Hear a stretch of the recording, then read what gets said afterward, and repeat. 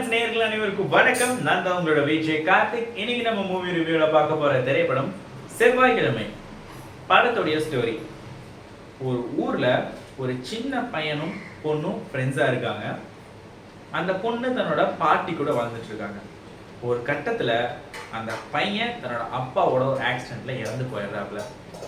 அந்த பொண்ணு பயங்கர ஷாக் ஆயிடுது. கட் பண்ணோம்னா இன்னொரு இடத்துல ஒரு ஊர்ல செவ்வாய்க்கிழமையான போதும் எல்லாருமே இறந்துட்டே இருக்காங்க. என்னடா அது செவ்வாய்க்கிழமை ஆனா இறந்துட்டே இருக்காங்களே அப்படிங்கிற மாதிரி ஒரு கேள்விக்குறி எழுந்துட்டே இருக்கு. அதே சமயம் அவங்க எல்லாத்துக்கும் ஒற்றுமை இருக்கு.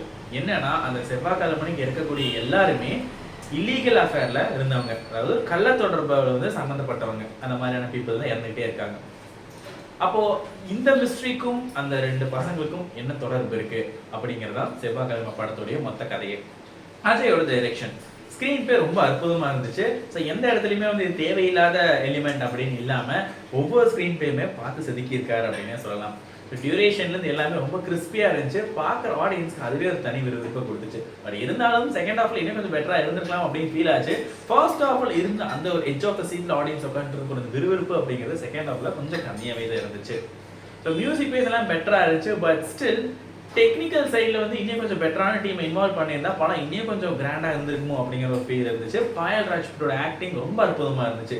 ஸோ இந்த படத்தோடைய பெரிய ஒரு பக்கபலம் அப்படின்னா பாயல் ராஜ்புட்டோடைய ஆக்டிங் தான். இதை தாண்டி இருந்த மற்ற கேரக்டர்ஸும் அவங்களோட தன்னுடைய பெஸ்ட்டான ஒரு ஸ்க்ரீன் பிரசன்ஸை கொடுத்துட்டு தான் போயிருக்காங்க. நீங்கள் தாராளமாக செவ்வாய்க்கிழமை படத்தை நீங்கள் பார்க்கலாம். ஸோ இந்த படத்துக்கு நம்ம சேனலில் கொடுக்கக்கூடிய ரேட்டிங் 3.5 out of 5. இதே மாதிரி வேறு ரிவ்யூ நான் சந்திக்கிறேன். திஸ் இஸ் டாடா சனி ஆஃப் விஜய் கார்த்திக்.